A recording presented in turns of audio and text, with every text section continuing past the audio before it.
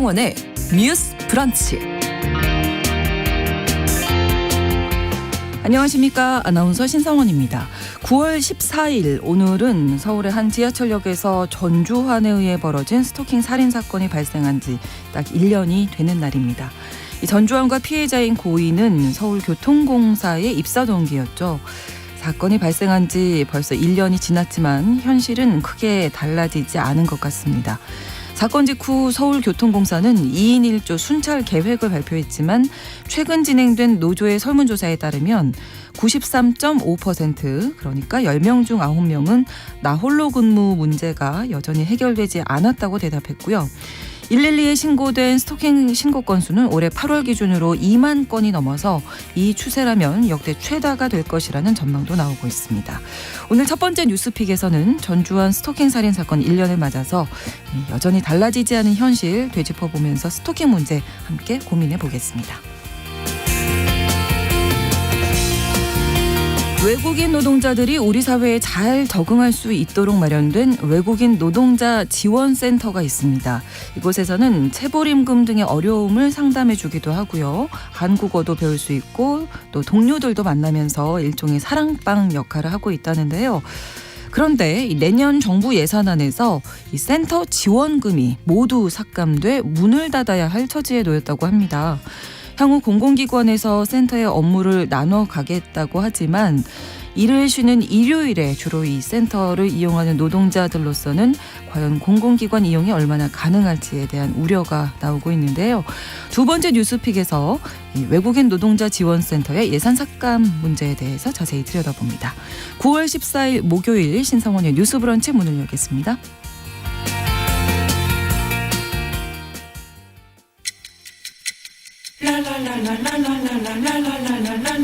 듣고 공감하고 진단합니다.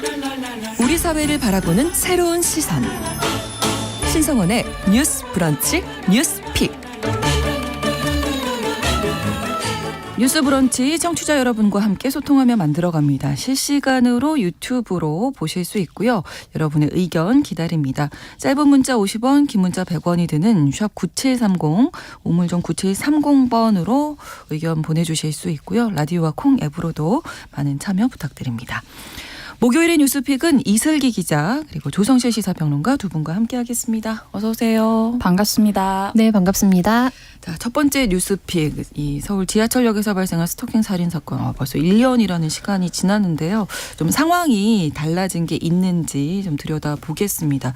일단 설문조사 결과부터 좀 정리해 주실까요? 이슬기 기자님. 네, 서울교통공사 노조에서 직원 1,055명을 대상으로 실태조사를 시행했습니다. 네. 내용을 보면 직원의 10명 중 7명은 역에서 내가 일을 할 때 충분히 안전을 보호받고 있지 못하다고 생각하는 것으로 응답을 했어요. 네. 이유를 보면 첫 번째로 꼽힌 것은 뭐 소란을 피우는 사람이나 네. 취객 등으로부터 위해에 대응하기 어렵다라고 얘기했고요. 두 번째는 이제 공사에서 네. 과도한 고객 서비스 응대를 요구한다라는 의견이 있었고, 마지막은 이제 그 스토킹 사건 때처럼 비상 상황에 혼자 대응해야 한다는 압박감을 느낀다고 답을 했습니다. 뿐만 아니라 최근에 이제 서울 지하철 2호선에서 흉기 난동 사건이 있기도 했고요. 계속해서 살인 예고 협박글이 지하철을 상대로 올라오는 상황이라서 직원들이 더욱 불안해하고 있는 것으로 나타났습니다. 네. 일단 뭐 그 당시에도 나홀로 근무에 대한 지적이 계속 있어 왔었는데 이게 계속되고 있나 봐요. 아직도. 네, 이제 서울교통공사 노동자 같은 경우는 안전을 위해서 2인 1조 순찰을 해야 한다라고 네. 지속적으로 요구를 해왔는데요. 이번 조사 결과를 보면 응답자의 96%가 이제 이번 사건 재발 방지 대책을 묻는 문항에 네. 단독 근무를 방지하는 인력 충원을 해야 한다라고 얘기를 했어요. 왜냐하면 이제 피해자 A 씨 같은 경우가 이제 3인이 근무하던 역에서 역사를 홀로 순찰하다가 살해됐는데 왜 3인이 일을 하는데 혼자 순찰을 하냐면 이 중에 한 사람은 고정적으로 민원 업무를 담당해야 합니다. 네네. 그렇기 때문에 이제 나머지 2명이 이제 순찰을 하는 그런 상황이 되는 것이죠. 하지만 현장에서는 아직까지도 나홀로 근무가 계속해서 만연한 것이 현실이고요. 네. 설문조사에서 10명 중 9명꼴로 공사가 이제 대책을 시행했지만 2인 1조 문제가 아직도 해결되지 않았다라고 답을 했고, 10명 중 8명은 2인 1조 지침을 수행하지 못하고 있다라고 네. 얘기를 했습니다. 네, 결국은 이제 인력 충원 네. 이야기로 이어지는 거네요. 네, 맞습니다.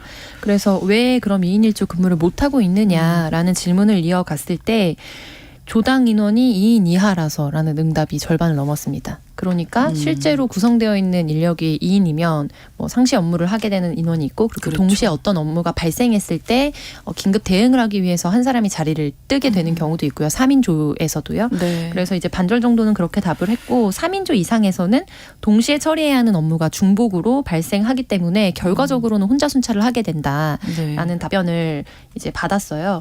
그래서 이제 결과적으로 이제 임시적인 인력 충원들이 완전 없었던 것은 아니거든요. 그런데 현장 담당자들은 오히려 숙련되지 않은 이제 임시직들과 같이 네. 조를 짜서 순찰했을 때 실효성이 떨어진다는 부분, 최종적인 책임을 져야 한다는 부분에서 부담을 느낀다. 그리고 현장에서 공공 근무를 하는 이제 인력들이 충원되는 경우들이 있는데 전체적으로 우리가 이전에 다른 이슈에서도 다뤘었는데 군에 이제 소집되는 인력 자체가 줄어들고 있기 때문에 그렇죠. 근데 여기에 지원되는 총 인력도 줄어들고 있고 그렇게 해서 추계했을 때 이제 기본적으로 필요한 인력과 현재 배치된 인력 간의 공백이 굉장히 크게 발생한다는 문제를 크게 지적했습니다. 네. 그래서 이번 이제 1주년 기념 이제 보고서 형태로 좀 두껍게 상세한 자료들이 나왔는데 네. 여기에서 가장 좀 한 문장으로 꼽자면 결과적으로 스토킹 처벌법이나 피해자 보호법 등에 있어서 제반적인 제도적 개선이 일정 부분 한 달락 넘어간 것은 사실입니다. 그러니까 증진이 됐다는 부분이죠. 그런데 사고가 났던 이제 신당 역사뿐만 아니라 이제 내의 근무자들의 근무 현황에서는 대외적으로 발표했던 건에 비해서 실질적인 변화가 크지 않았다. 그래서 언제든지 유사한 사고가 발생할 수 있는 위험을 느끼고 있다라는 부분이 좀 크게 담겨져 있던 메시지라고 볼 수 있겠습니다. 네, 가장 큰 거는 이제 인력 충원 얘기로 이어지고 있고 뭐 호신용품, 뭐 방검복, 장갑, 호루라기 같은 것도 지급했다고 하니 이게 도움이 됐다고 하나요? 네, 굉장히 부정적인 답변을 받았거든요. 그래서 역 직원들의 60%가 도움이 되지 않는다라고 네. 답변을 했고 이제 응답자의 86%니까 거의 90%거든요. 그래서 한 명 정도를 빼하고는 전혀 착용하지 않거나 가끔 착용한다. 항상 착용한다고 답변하신 분이 3.5%밖에 안 됐어요. 그럼 왜 안 쓸까 이렇게 생각했을 때 사이즈나 무게, 휴대 등이 불편하고 사용 후에도 책임졌고 이거를 뭔가를 해야 하는 부분 그리고 사용하더라도 안전을 담보하지 못한다. 특히 이 중에서도 페퍼 스프레이라고 네. 후추 스프레이인 네, 거죠. 네, 네. 눈 아프게 하는. 네. 근데 이런 다른 호신용품들은 이제 사용하는 게 익숙하지 않아서 편하지도 않을 뿐더러 역으로 상대에게 이 물건이 갔을 때 자기가 크게 당할 수 있는 위협적인 요인이 될까 봐 두렵다라는 응답도 있었습니다. 그렇군요. 실효성 문제도 생각을 해봐야 할 것 같고 무엇보다 전주환 스토킹 사건이 이제 생각해보면 직장 내에서 이루어진 거거든요. 뭐 스토킹이었지만 성희롱 같은 뭐 직장 내 뭐 성범죄 얘기도 많이 나오고 있고 젠더 폭력 지금도 진행 중인데 뭐 여러 가지 실질적인 예방책도 필요하겠지만 일단은 인식 변화 부분을 좀 짚어봐야 될 것 같습니다. 네, 아까 이제 앞에서 앵커께서 소개를 해주셨지만 올해 8월까지 112에 신고된 스토킹 피해 접수 건수가 2만여 건이거든요. 네. 하루 평균으로 따지면 86건 정도가 들어온 셈인데 이게 이제 역대 최다인 작년에 29,500건을 올해는 이제 12월까지 하면 넘어설 것으로 전망이 되고 있어요. 네. 이건 어떻게 보면 스토킹 관련해서 관련 법안들이 좀 나오고 시행이 되면서 그만큼 좀 스토킹에 대해서 어느 정도 좀 기민해지셔서 바로바로 신고하는 문화가 조금 정착이 됐다고 볼 수는 있는데 네. 그럼에도 불구하고 아직 그 직장 내 스토킹 범죄는 좀 미비한 점이 많다고 보여집니다. 일단은 1월에서 8월까지 스토킹 범죄 발생 건수 직장 내에서 일어난 게 223건이거든요. 근데 이게 2021년에는 7건이었고요. 2022년에는 114건이었습니다.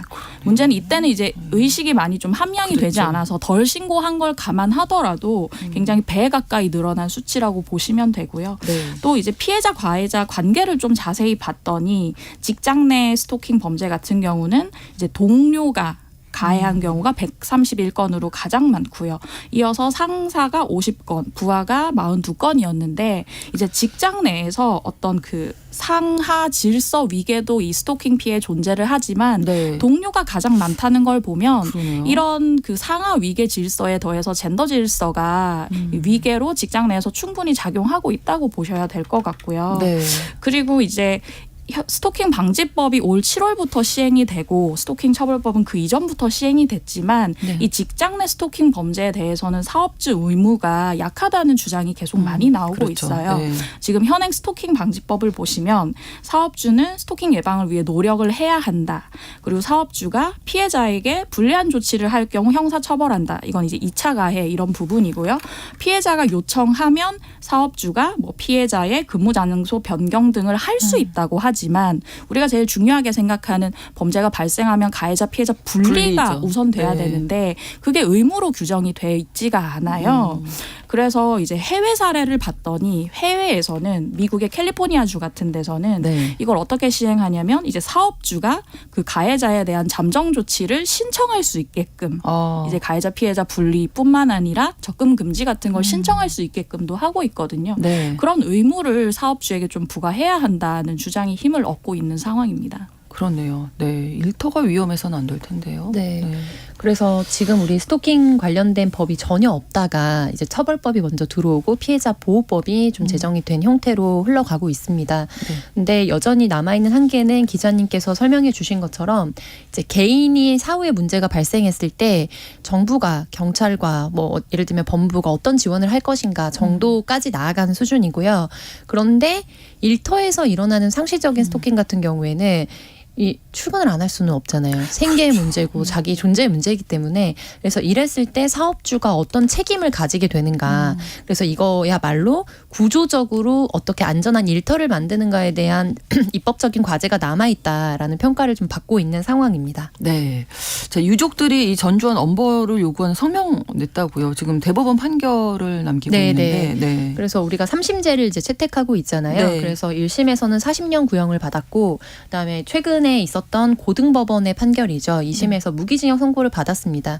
그런데 여기에 대해서 이제 대법원에 상고를 한 상황이거든요. 네, 가해자 측에서요. 네. 그래서 피해자 유족은 전주환을 엄벌하는 것이 곧 위로다. 라는 이제 성명과 메시지를 냈고 또 여기에 연명해준 이제 수만 명의 시민들의 엄벌 탄원서가 있었거든요. 그래서 최종적으로 최소한 무기징역을 받아야 된다. 구형은 사형으로 받았지만 최종적인 선고가 좀 무기징역으로 좀 나와 있는 상황이고 네. 그렇게 됐을 때 이제 스토킹 피해를 당하는 수많은 대한민국의 피해자들에게도 유의미한 선고가 될 것이다. 네, 판결이 될 것이다라고 좀 주장을 하고 있는 상황이고요. 이와 더불어서 기존에 사망하신 피해자분이 이제 이 전주환에 대한 민사소송을 하겠다는 의지가 되게 확고하셨던 것으로 알려져 있어요. 네. 본인이 피해를 입었기 때문에. 네. 그래서 그 고인이 된 피해자의 이제 유지를 받아서 이 가해자에 대한 민사소송 그리고 중간에 여러 가지 이제 사고의 경위를 보면서 많이 들으셨겠지만 이게 같이 직원이었기 때문에 개인정보를 몰래 접촉을 해가지고 주거지를 그렇죠. 알아내고 네, 한 네. 과정이 있었거든요. 네. 그래서 이 사업주가 개인정보를 잘 보호하지 못했고 직원에 대한 안전보호 의무를 하지 못했다. 그래서 서울교통공사에 대한 민사소송도 좀 진행하는 중에 있습니다. 그렇군요. 자, 그리고 또 최근에 너무나 참혹한 스토킹 사건이 또 하나 알려져서 공분을 샀는데요. 피해 여성이 전 연인이었던 남성을 교제폭력과 스토킹 처벌법으로 신고를 했을 정도로 괴롭힘을 당했던 이런 사건이 있었네요. 네, 최근에 이제 유족이 이제 온라인 커뮤니티에 피해자의 실명과 얼굴을 공개하면서 네. 가해자 엄벌을 촉구하고 나선 사건인데요. 지난 8일에 이제 온라인 커뮤니티에 스토킹에 시달리다가 제 동생이 죽었습니다라는 제목의 글이 올라왔어요. 이제 피해자는 이은총 씨인데 이은총 씨의 유족인 글쓴이가 말하기로 이제 가해자는 은총의 전 남자친구이며 네. 우연히 동호회에서 만나 연인 관계가 됐고 이 피해자분의 소개로 같은 직장에 다니게 됐대요. 근데 이제 이 동생분 이제 이은총 씨는 비밀 연애를 전제로 만났지만 이 가해자는 공개 연애를 원했고 SNS에 같이 있는 사진 같은 걸 올리면서 우리 관계를 폭로하겠다라고 얘기를 했고 네. 이 돌아가신 고인 같은 경우는 이제 한 차례 결혼 생활에 실패한 적이 있는데 이 그래서 이제 연애만을 원하셨는데 네. 가해자는 결혼을 하고 싶다며 계속 졸라대면서 이후에 이제 헤어지자고 얘기를 했음에도 계속해서 따라온다거나 관계를 폭로하겠다고 협박을 했었습니다. 사건이 일어난 건 지난 7월 17일 오전 5시경인데요. 이제 가해자 A씨가 인천의 한 아파트 복도에서 이은총 씨를 흉기로 찔러서 숨지게 했고요. 네. 근데 이 이전의 상황들을 보면 이미 지난 2월에 네. 피해자는 A 씨를 교제 폭력으로 경찰에 신고를 했고요. 6월에는 스토킹 처벌법 위반 혐의로 고소를 하기도 했습니다.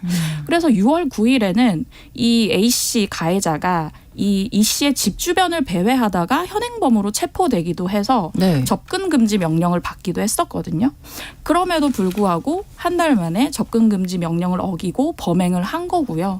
이 피해 때문에 이제 이은총 씨 같은 경우는 경찰에서 제공했던 스마트워치도 네. 한 달 정도 차고 있었는데 네. 이제 유족들의 말에 따르면 사건 발생 나흘 전에 경찰서 가서 반납을 하셨다고 해요.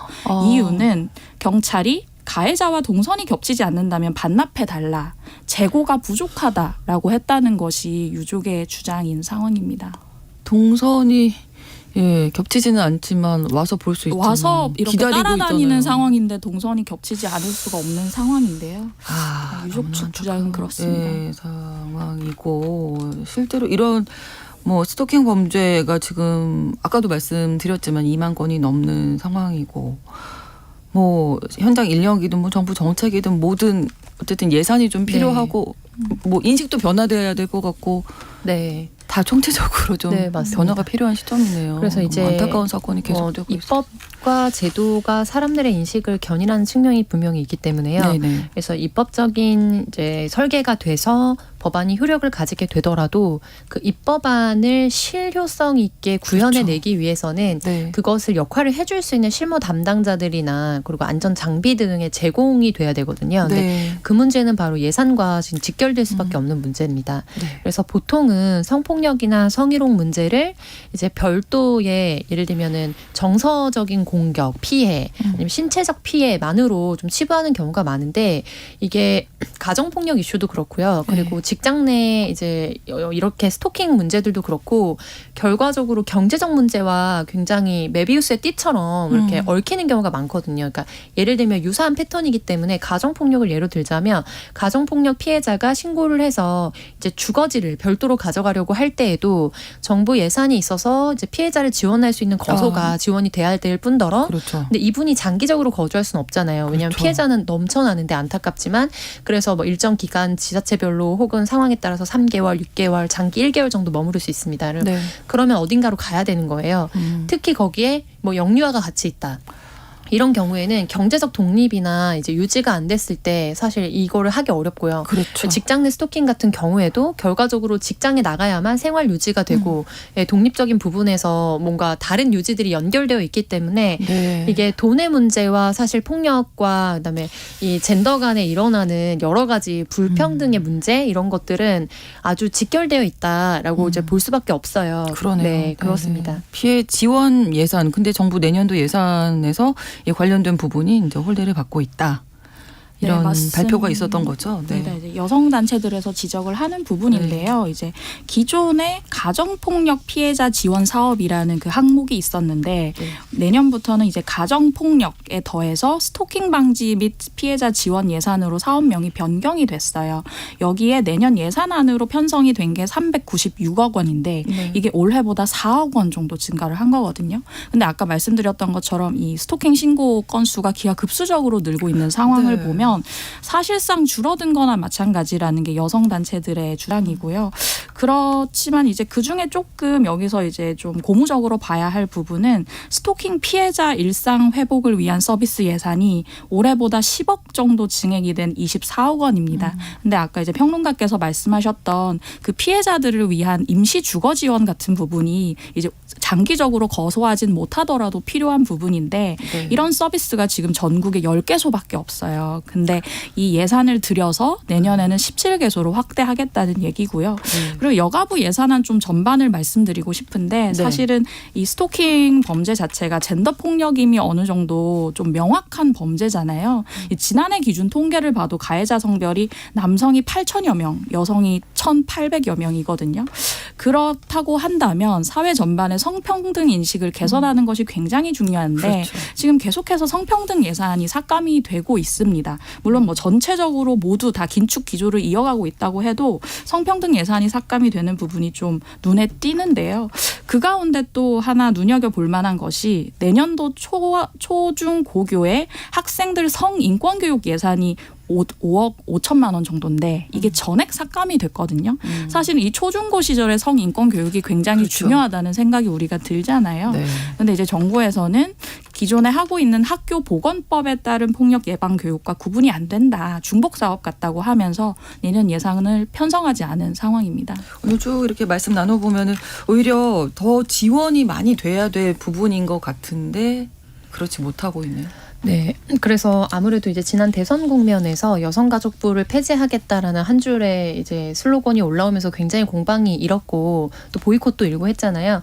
이제 그러다 보니까 점차적으로 여성으로 분류되어 있던 여러 예산들이 좀 삭감되는 수순으로 가게 되는 거는 일정 부분 좀 전망됐던 부분인 것 같아요. 근데 다만 전체적인 이제 국고 재정 사업들의 기조 자체가 긴축 재정으로 가겠다. 그리고 수십 년을 가져왔던 사업이더라도 재검토해서 중복되는 부분이 있으면 삭감하겠다라는 입장으로 가고 있고 그런데 이거를 조각조각 모아서 전체적으로 이렇게 줌아웃해서 봤을 때 결과적으로 사회복지 예산이라든지 그리고 여성이라든지 이런 소수자를 지원하는 예산들은 거의 전액 삭감되거나 이제 줄어들고 있는 추세라는 것이 내년도 예산 집행에서 굉장히 좀 유의미한 부분이고요. 그래서 또 이 부분에 있어서 최종 예상이 이제 국회에서 승인될 때까지 좀 진한하게 뭐 토론과 또 여러 가지 투쟁들이 좀 이어질 전망입니다. 네.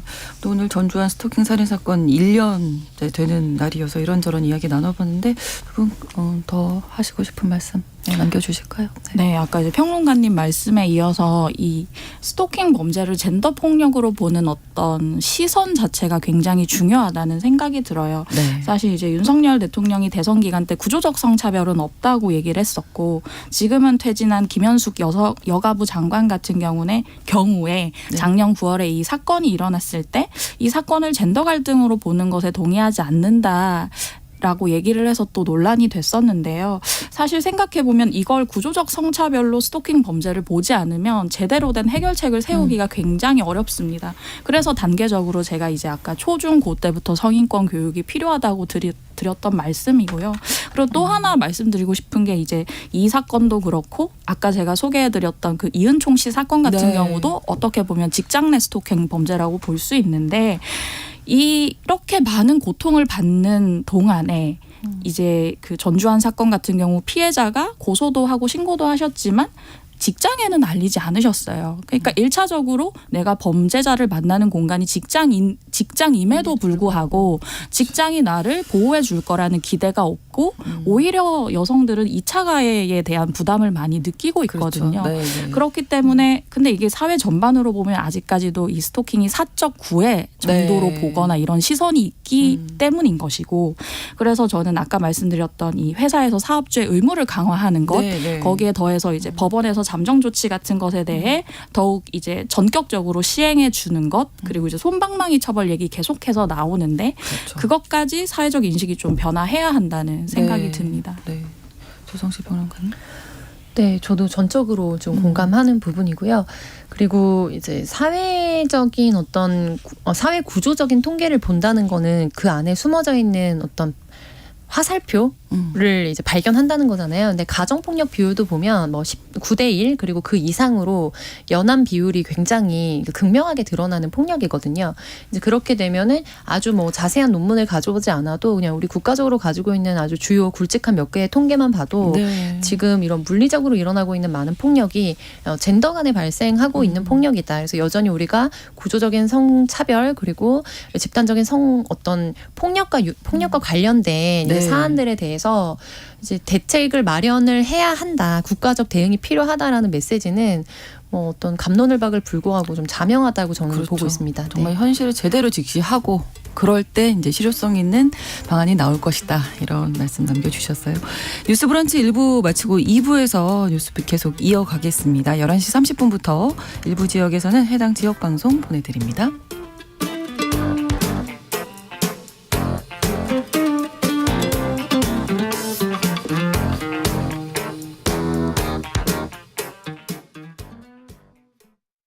지금 시각은 11시 30분입니다. KBS 여러분은 지금 KBS 1라디오 신성원의 뉴스 브런치를 함께하고 계십니다. 네, 저희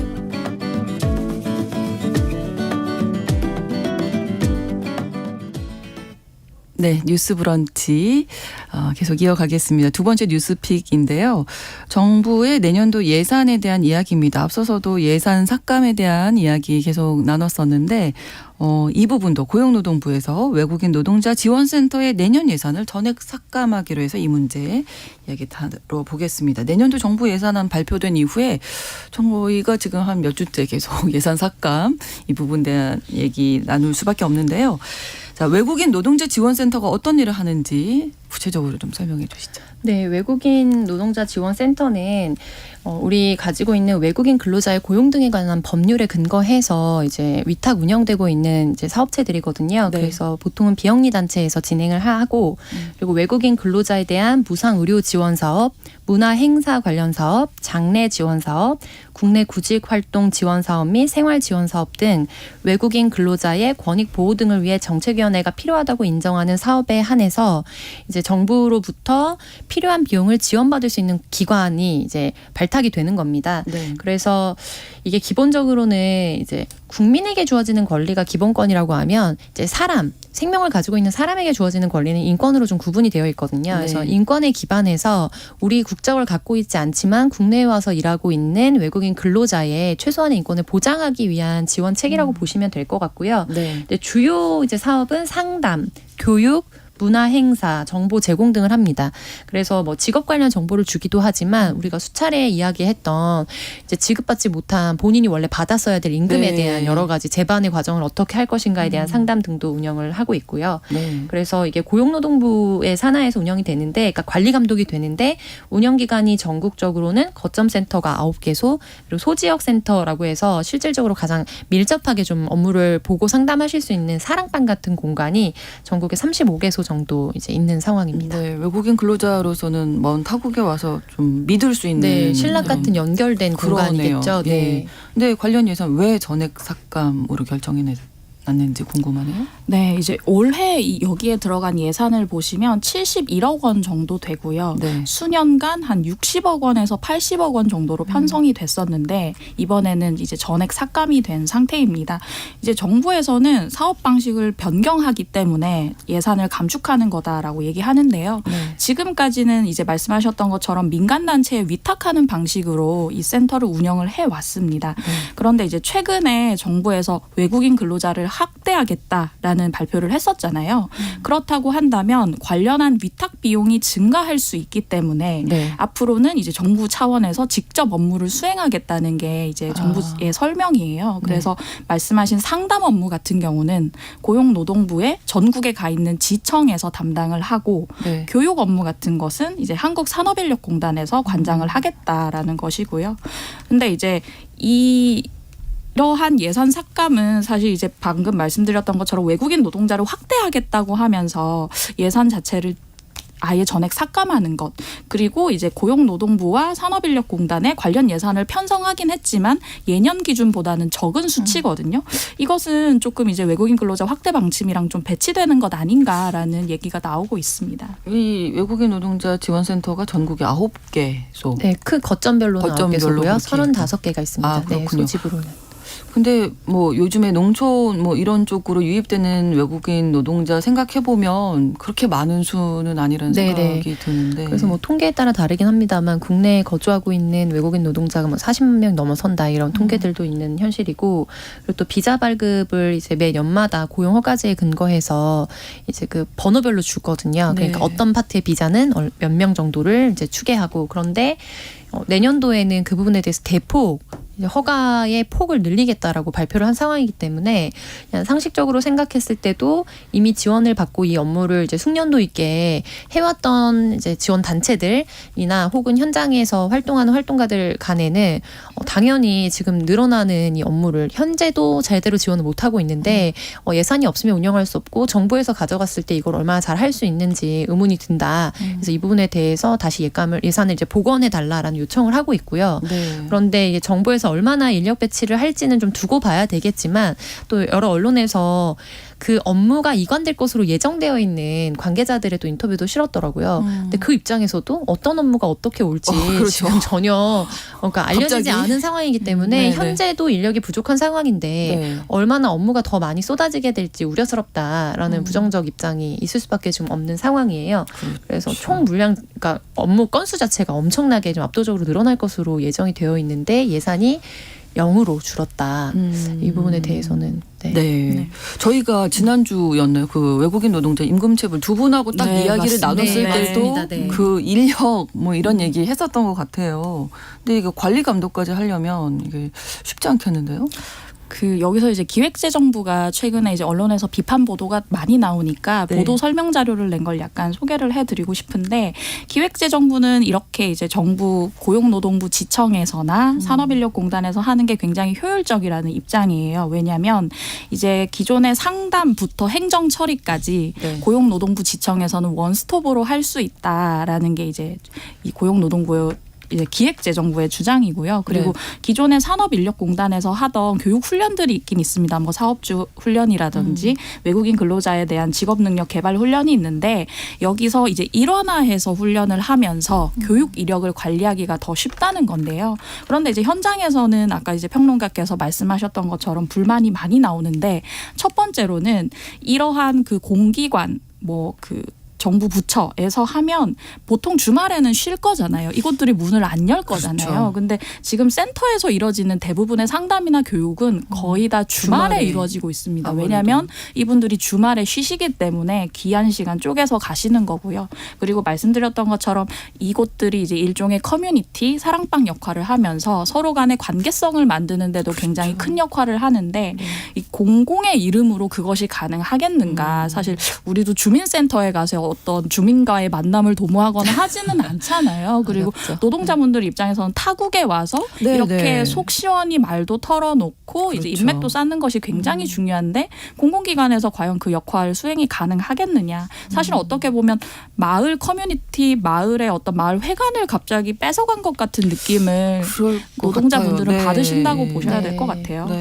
그리고 상징적으로 좀 이런 차이로 보시면 될 것 같아요. 그러니까 보통 우리가 외국에서 거주하는 재외국민들을 생각할 때 예전에 산업인력으로 파견됐던 분들을 생각할 때 뭐 제독 한인회 예를 들면 이런 걸 떠올리시지 그렇죠. 영사관에 가서 사람들이 모여서 어떤 업무를 그렇죠. 한다 이렇게 받아들이진 않잖아요. 네. 그리고 미주 교회 연합 예를 들면 이런 데가 되게 막강한 힘을 가지고 있는데 그게 당시에 이민을 갔던 뭐 대다수의 우리 재외 국민들이 정말로 종교적 지향 자체가 개신교에 있었느냐라고 보면은 그것도 물론 있는 부분도 있겠지만 또 그 중에 다수 분들은 거기에 가야 한인들을 만날 수 있고 그렇죠. 고향을 느낄 수 있기 때문에 먹거리도 나누고 네, 생활 네, 정보도 네. 나누는 공간으로서 네트워크 역할을 했거든요. 근데 그렇게 직관적으로 이해하시면 좀 더 쉽게 다가올 것 같습니다. 근데 그런 공간이 이제 사라진다. 네. 그래서 라는 이거는 건? 국내에도 앞서 말씀드린 그 시행령 기준에 적합한 단체들이 지원을 받아왔기 때문에 네. 거기에는 전문성을 가지고 있는 수년 이상의 업무 경력이 있는 사람들을 그렇죠. 채용한 이제 단체여야 하거든요. 예, 비영리 예. 법인이나 비영리 단체가.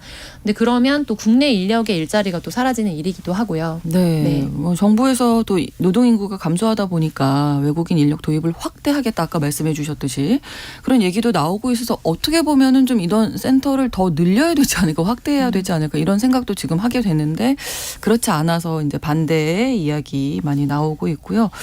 뭐 성명서도 발표를 했더라고요. 네. 네, 이제 이 이러한 센터들이 많이 있는 그런 센터, 뭐 경남도 이런 데서 네네. 3곳이 있어서 이제 얘기를 하시는데 거기서 이런 얘기를 하세요. 이제 3년 단위로 사실은 이런 협약을 맺어서 이런 센터 운영이 되는 건데 네. 지금 협약 맺은 지 9개월밖에 안 됐는데 정부에서 이런 방침을 발표하니까 나머지 2년여를 어떻게 할 것이냐라는 얘기를 하시고요. 사실상 전액 삭감이기 때문에 폐쇄가 예상이 되는데 그렇죠. 그렇게 치면 여기서 일하시는 노동자분들도 갑자기 일자리를 잃으시는 잃게 된 거고. 거거든요. 네. 그리고 이쪽에 일하시는 노동자분들 가운데서는 또 이주민들이 꽤 되세요. 왜냐하면 네. 통역이나 이런 업무들을 수행해야 되기 때문에. 그런데 지금 다른 대책이 없다면 4개월 뒤에 직장을 모두 잃게 될 것 같은 상황인 거고요. 그리고 또 한 가지 다른 쪽의 사연을 말씀드리면 노동부 각 지청에서도 좀 난감하다는 거예요. 지금의 관리 감독 업무도 너무 많은데 네, 네. 직접적인 지침을 받은 것 없이 이러한 전액 삭감이 단행되니까 앞으로도 업무 과부하가 더 가중될 것 같다. 답답하다라는 의견이 나오기도 했습니다. 예산 삭감 발표는 났는데 이제 현장에서는 너무나 혼란스러운 네. 그런 상황이 계속되고 있는데 좀 정리돼야 될 것 같은데요. 네, 가장 결정적으로는 지금 세수 부족이 명확해지면서 여러 면에서 허리띠를 졸라매는 것도 가장 큰 부분이거든요. 그런데 들어오는 거를 늘리는 방법이 저는 선행돼야 된다라고 생각합니다. 왜냐하면 지금 줄어들고 있는 부분이 결국에는 사회 최약층의 부분들에 네. 대한 예산들이 줄어들고 있기 때문에 이게 뭐 단기적으로야 우리 세수 부족을 메꿀 수 있는 것으로 보이겠지만 5년, 10년 뒤에 사회적 갈등이라든지 사회 안전망의 어떤 붕괴의 문제로 이어지면서 여기에 대한 후속 조치로 또 집행해야 되는 예산들이 사실 생길 수밖에 없는 거거든요. 그래서 네. 그런 부분들에 있어서 국가로서의 역할을 할 수 있는 좀 예산 집행과 설계가 필요한 시점이다라고 강조하고 싶습니다. 네. 목요일에 뉴스픽 마무리하겠습니다. 이슬기 기자, 조성실 시사평론가 두 분과 함께했습니다. 고맙습니다. 감사합니다. 수고하셨습니다. 신성원의 뉴스 브런치는 여러분과 함께합니다. 짧은 문자 50원, 긴 문자 100원이들은 샵 9730, 무료인 콩앱과 일라디오 유튜브를 통해 참여해주세요.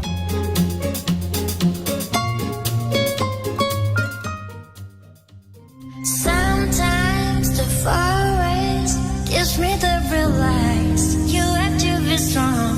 Would you think I'm real? No. 대중문화를 바라보는 색다른 시선. 뉴스 브런치 문화로운 세계. Feel, take a deep breath. 날카로운 시선으로 대중문화와 사회 현상을 바라보는 시간 문화로운 세계입니다. 오늘도 문화평론가 손희정 씨와 함께하겠습니다. 어서 오세요. 네, 안녕하세요. 자, 오늘은 또 어떤 이야기 준비하셨을까요? 네, 오늘은 해녀 다큐멘터리 물꽃의 전설 소식인데요. 네. 지난 8월 30일 개봉해서 극장에서 아직 보실 수는 있는데 네. 상영회차가 너무 적은 상태고요. 지금 이제 또 VOD 서비스를 통해서 좀 더 편하게 만나보실 수 있는 작품입니다. 네, 해녀 이야기군요. 네. 제목이 물꽃의 전설. 제목도 예쁘고 어떤 작품인지 궁금합니다. 네, 이게 다큐를 제작한 고희영 감독이요. 2016년부터 2021년까지 제주도 삼달리 바닷가에서 물질을 하는 해녀들의 모습을 카메라로 기록을 했고요. 네. 이 다큐의 주인공은 87년간 물질을 한 현순직 해녀와 37살로 마을에서 가장 이제 젊은 해녀인 최지혜 해녀가 주인공입니다. 와. 그러니까 현순직 해녀로부터 최지혜 해녀로 이어지는 네. 어떤 뭐 해녀의 지혜와 지식, 그 역사를 함께 하실 수 있고요. 네. 동시에 여러 세대에 걸쳐서 해녀들을 품어왔었던 그 바다가 또 최근에 어떻게 변하고 있는지 이런 것도 보실 수 있습니다. 네, 근데 87년간 네. 물질을 하셨다면 지금 연세가 어떻게 되시는 거예요? 91살부터 간 다큐멘터리에 이제 와. 포착이 되던데 정말 90이 예. 넘어서까지 계속 물질을 평생을. 네, 그렇습니다. 와, 대단하시네요. 이게 어떻게 가능할까 뭐 네네네. 이런 생각을 좀 하게 되는데요. 다큐를 보면서 했던 생각은 네. 아, 해녀에게 바다는 완전히 다른 의미를 가지고 있구나 하는 우리가 거였어요. 생각하는 그런 바다 이런 게 아니에요.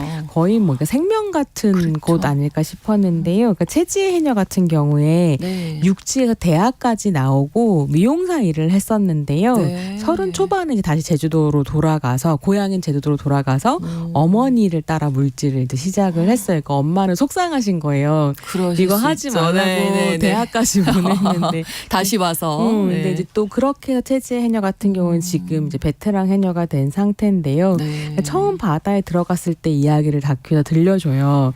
근데 소라를 따고 전복을 캐고 하는 게 너무 재미있어서 밤에 집에 돌아오면 게임하는 것처럼 계속 그 모습이 눈에 이게 보였다는 거예요. 그거 우리 흔히 당구 막 처음 배우시는 그러니까요. 분들이 이렇게 눈만 감아도 칠판만 봐도 네, 딱 보니까 그 생각이 당구대 들더라고요.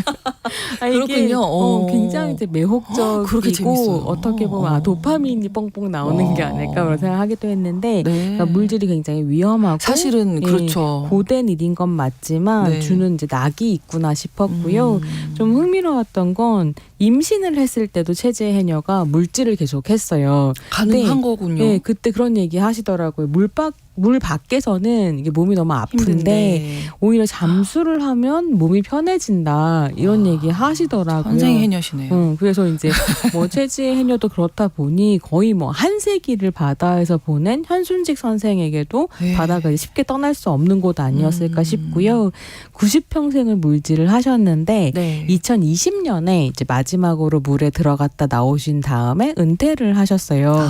근데 그 은퇴 마지막 물질도 다큐멘터리에서 보실 수 있습니다. 네. 근데 이분이 또 그냥 해녀가 아니라 삼달리 해녀의 상징이자 정신적 지주 같은 존재시고요. 네. 해녀 중에서도 대상군 해녀거든요. 이게 대상군이 뭐냐면 네. 해녀들 사이에 등급이 있는데 상군, 중군, 하군으로 나뉘고 상군 중에서도 최고가 그 대장이 대상군, 대상군. 네, 고래상군이라고 불리기도 한다고 하더라고요. 그럴만 하시겠죠. 평생을. 네. 그리고 워낙에 잘하셨던 것 같아요. 그래서 인터뷰를 하면, 그러니까 제주도 말로 말씀을 하셔서 밑에 자막이 있어서 저는 알아들을 수 있는데 네. 계속 하시는 말씀이 물질에 엄청난 자부심을 가지고 계신 장인이고, 이건 장인이구나 싶을 정도로 하시고 인터뷰 하실 때마다 이거 할 수 있는 거 나밖에 없었다. 안개가 가득 찬 바다에서 길을 찾을 수 있는 건 나밖에 없었다. 뭐 이런 얘기를 계속 하세요. 그래서 오랜 세월 해오신 일이니까 정말 그럴만도 하겠다. 그리고 재능이 있으셨구나. 그러니까요. 그런 생각을 하게 되는데 제가 다큐를 보면서 정말 대단하다라고 생각을 했었던 건 자기가 하는 일에 대해서는 내가 최고라는 생각을 가지고 계시지만 바다 앞에서는 엄청나게 겸허해지시더라고요. 그래서 바다 자체가 위험하고 두려운 곳이기도 하고 근데 또 사람이 과하게 욕심을 내면 자비가 없는 곳이기도 한데 세상에 바다만큼 많은 것을 내어준 존재도 또 없다. 이제 이렇게 말씀을 하시는 거죠. 네. 근데 그 해녀의 등급이라고 하는 거는 그냥 뭐 오래 하면 주어진다가 아니라 네. 뭐 다이빙 스킬이나 폐활량 같은 이제 조건들에 따라서 나뉘고요. 네. 물질을 하는 지역도 여러 군데가 있는데 상군만이 갈 수 있는 지역이 있다는 거예요. 좀 더 위험한 지역이겠죠. 네, 그러니까 이게 뭐 너는 하군이니까 오지 마 이런 게 아니라 정말 위험해서. 사실 훈련이 안 될까. 그렇죠. 그러면 네. 이제 못 들어가는 곳이 있는 거죠. 네. 근데 또 그런 곳이 사람들이 이제 많이 못 가니까 네. 상품의 전복이나 소라 같은 것들을 그렇겠네요. 딸 수 있는 뭐 이런 곳이기도 하고요. 네. 근데 이제 현순직 해녀처럼 대상군이 되려면 네. 아까 이제 안개 속에서도 길 찾았다고 말씀드렸었는데 조류와 바람은 물론 해녀들 사이에서 대대로 내려오는 바닷물 아래에 있는 물속 지도를 알고 있어야 된다고 하더라고요. 네. 근데 그 지도는 그러니까 뭐 어디 공식화되어 있는 게 아니라 해녀들이 그 지형에 이름을 붙여서 만든 구전되는 지도인 건데 이게 제주도 말로 바위를 여라고 하고 네. 자가를 머흘이라고 하는데 네. 여와 머흘을 중심으로 해녀들이 이제 심상의 지도를 만든 거죠. 어떻게 보면. 근데 그거를 이제 다큐에서 보여주거든요. 네. 제가 보기엔 그냥 바다 표면인데 우리는 그렇게 보일 거예요. 그 밑에 여러 이제 지명들이 있는 것들을 보여주는데 좀 경이롭다. 이런 생각이 들었습니다. 네. 근데 이 현순직 해녀 선생님께서 네. 이 제주 바다만 아시는 게 아니라면서요? 네, 이게 저는 다큐 보고 알았는데요. 네. 제주의 해녀들이 외지에서 초빙을 받아서 몇 년씩 원정을 가기도 한대요. 그래서 이제 물질하는 법을 전수하기도 하고. 네. 그래서 이제 현수식 선생님도 그렇게 전국을 다니면서 물질을 하셨더라고요. 뭐 전라도, 경상도, 강원도 등 바다가 면에 있는 곳에는 다 가서 다 해녀가 네. 있군요. 저는 일단 그게 제주도에만 해녀 해녀가 있다고 있고, 생각했거든요. 네, 그래서 이제 거기 가서 전수를 해주시는 거죠. 그러니까 제주에서부터 시작된 건 맞는데 네, 네. 굉장히 옛날부터 이제 제주가 땅이 척박하다 보니까 아무래도 그렇죠. 먹을 것을 바다에서 얻을 수밖에 없었고 뭐 네. 이런 과정들이 있었던 건데 뭐 현수 선생님 같은 경우는 독도에서도 물질을 하셨다고 하더라고요. 독도에서요? 근데 이제 이렇게 전국적으로 해녀가 있기는 한데 이 해녀의 수가 점점 줄고 있고요. 네. 제주도의 이제 해녀 역시 전성기에 비하면 6분의 1로 줄어든 상황이라고 합니다. 네. 자, 해녀가 줄어드는 이유는 어떤 걸까요? 이게 뭐 일이 힘들죠. 힘들고 네, 양식장이 또 기본적으로. 많아지고 있기도 하고 이런저런 네. 변화들 때문일 텐데요. 이 다큐가 보여주고 있는 또 하나의 이유는 바다가 죽어가고 있기 때문입니다. 그러니까 더 이상 바다가 예전처럼 풍요로운 곳이 아니고 그 네. 풍요로움에 의지했던 물질로는 더 이상 또 생계가 안 되는 거죠. 그래서 얼마 전에도 부산 기장에서 골프장 저류지 배수관이 파손되면서 토사가 섞인 물 1만 톤이 동백항 앞바다까지 흘러나왔었거든요. 근데 부산 기장에도 해녀들이 있습니다. 그래요. 네, 근데 이게 토사물이 섞인 물이 흘러나오면 시야가 확보가 안 되기 그렇죠. 때문에 물질을 할 수 없어서 피해가 굉장히 크기도 했는데 더 큰 문제는 뭐냐면 이게 골프장이라는 게 네. 잔디와 수목을 관리하기 위해서 맹독성 농약을 쓰는데 그 골프장 자체는 맹독성 농약을 쓰지 않는 골프장으로 알려져 있지만 네. 어쨌든 뭐가 이제 그 1만 모르죠, 톤의 뭐. 네, 물에 네. 들어가 있는지 알 수 없는 네. 상황이고 좀 시간이 지나고 나서 이제 해녀들이 들어가서 물질을 해서 전복을 땄는데 이 전복들이 거의 다 죽어 있는 상황이어서 아이고 약간 좀 우려가 커지는 너무 거죠. 안타깝네요. 네. 그래서 이거를 관할하고 있는 지자체인 기장군이 동백항에 유출된 토사물 시료를 채취를 해서 부산시 보건환경연구원에 이제 독성 여부 검사를 좀 맡겼거든요. 근데 맡긴 당시로부터 한 열흘 정도면 결과가 나온다라고 했는데 지금 2주가 다 돼가는데 아직 안 나왔어요. 결과에 대한 후속 보도가 안 나오더라고요. 그래서 저는 좀 궁금해서 보도가 있었으면 좋겠다. 이런 네. 생각입니다. 그러니까 바다가 이렇게 좀 닫히고 있는 거죠. 그러니까요. 그 다큐에서도 보실 수 있고. 네. 예. 이게 고영희 감독이 2016년부터 촬영해서 21년까지 이제 계속 되다 보니까 또 이제 해녀들의 물질하는 모습을 담은 수중 촬영이 되게 근사해요. 그런데 그것과 함께 그 5, 6년 동안 이제 바다 생태계가 어떻게 황폐해지는지 이게 변화가 눈에 보이는 거죠. 그렇군요. 확인할 수 있습니다. 네. 근데 그런 변화의 이유 중 하나로 다큐 같은 경우에는 삼달리에 있는 양식장 폐수를 1차적으로 지목을 하는데요. 그래서 해녀들이 가서 이제 항의를 하기도 해요. 네. 근데 그 항의의 이유는 사실 바다가 닫힌다라기보다는 시야가 확보되지 않는다. 자꾸 폐수 벌어서 네. 이런 거였는데 이게 사실 좀 더 길게 보니까 바다 생태계에 영향을 미치는 거죠. 근데 그것만은 아닐 것 같고요. 전지구적인 해양 오염이나 지구 온난화 그리고 제주도 난개발 같은 것들에 대해서도 좀 생각을 하게 되더라고요. 네. 이게 바다 생태계가 육지하고 같아서 네. 바다 식물이 사라지면 다양한 생물들도 같이 사라진다고 그렇죠. 해요. 네. 그래서 이제 감태 같은 해조류가 먼저 말라 죽고 네. 그 감태 숲에서 소라나 전복 같은 것들이 감태를 먹고 그렇죠. 또 이제 몸을 네. 숨기기도 하면서 스스로를 보존할 수 있었는데 그게 없어지니까 소라와 전복이 이제 굶어 죽는 상태가 벌어지고요. 근데 더 이제 마음이 쓰이는 건 소라와 전복이 굶어 죽으니까 해녀들이 딸 수 있는 건 보말 뿐인 거예요. 네. 그러니까 또 보말을 너무 많이 따니까 네. 이게 보말이 또 씨가 마르고 근데 이렇게 해서 해녀의 생계가 유지가 되지 않으면 사실 그 마을의 이렇게 형성되어 있는 해녀 공동체가 쓰러지게 되고 해녀들의 경제 생활에 기대고 있는 마을 공동체도 사실 타격을 받게 되는 거죠. 그래서 그냥 바다가 죽고 있는 것이 아니라 그러네요. 인간이 바다를 죽이고 있는데 같이 인간이 죽는다. 영향을 그런 생각도 가장 좀 먼저 하게 받게 됩니다. 되죠. 예. 제목이 물꽃의 전설이잖아요. 네. 어떤 의미가 있는 건가요? 이게 물꽃이 산호를 의미를 하더라고요. 근데 그러네요. 꽃처럼 예. 화려하고 예쁘잖아요. 아름답고 여러 가지 네네, 무늬와 색깔이 네네. 있고 그래서 삼달리 앞바다에는 상군 해녀만 갈 수 있다는 들물려라는 곳이 있는데요. 이 들물려에 가기 위해서 이제 엄청난 폐활량 이런 게 필요한 거죠. 10m 안으로 들어가고 이래야 되니까요. 와. 근데 그렇게 사람이 많이 못 가다 보니까 말씀드린 것처럼 네. 이제 이렇게 많은 것들이 있다. 뭐 이런 생각을 좀 아직은 네. 하게 되는 거잖아요. 그래서 이제 현주지 선생님의 말씀에 따르면 그 네. 들물려라는 곳이 네. 계곡을 이루고 있는데 그 계곡에 물꽃이 너무 아름답게 피어 있었다.